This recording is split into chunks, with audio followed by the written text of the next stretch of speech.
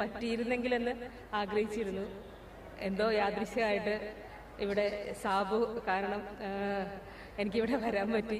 അത് ഭയങ്കര അത്ഭുതമായിട്ടാണ് കാണുന്നത്. ഒരിക്കലും പ്രതീക്ഷിച്ചില്ല ഇങ്ങനെ ഒരു ആള് നമുക്ക് ഇങ്ങോട്ട് വിളിക്കുമെന്ന് പ്രതീക്ഷയില്ല. അത് അമ്മ വിളിപ്പിച്ചതാണെന്ന് എനിക്ക് കാരണം ഞാൻ ഒരുപാട് ഇങ്ങനെ എനിക്കിവിടെ ആരെയും പരിചയമില്ല. അപ്പോൾ എങ്ങനെ വരാൻ പറ്റുമെന്നൊക്കെ ഒരു ഇതായിരുന്നു. അങ്ങനെ മനസ്സിലിങ്ങനെ ഒരു വിഷമത്തോടെയാണ് പോയത്. പക്ഷെ അത്ഭുതം ആയിട്ട് ഇങ്ങനെ ഭാഗ്യം കിട്ടി. അങ്ങനെ കുംഭഭരണിക്ക് ഇവിടെ വന്നു. ഇപ്പോൾ കുത്തിയോട്ടമൊക്കെ കണ്ടുകൊണ്ട് നിൽക്കുകയാണ്. രാവിലെ തൊട്ട് ഇവിടെ ഉണ്ട്. ഇപ്പോൾ ഓഫീസിൽ വന്ന് അവരൊക്കെ സംസാരിച്ച് അങ്ങനെ ഇപ്പോൾ ഇങ്ങനെ എന്താ പറയുക കുത്തിയോട്ടം കണ്ടുകൊണ്ട് നിൽക്കുകയാണ്. ഇനി വൈകിട്ടാണ് ഇവിടുത്തെ കെട്ടുകാഴ്ചയെല്ലാം. അപ്പോൾ അതിനും കൂടെ തൊഴുത് അമ്പലത്തിൽ കയറി അമ്മയെ ഒന്നും കൂടെ രാവിലെ തൊഴുതു. ഇനി ഒന്നും കൂടെ തൊഴുത് എത്ര തൊഴുതാലും മതിയാവില്ല.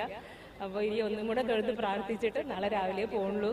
അപ്പോൾ എല്ലാവർക്കും ഇവിടെ കുംഭഭരണിക്ക് വന്ന എല്ലാവർക്കും അമ്മയുടെ അനുഗ്രഹം ഉണ്ടാവട്ടെ എന്ന് പ്രാർത്ഥിക്കുകയാണ്.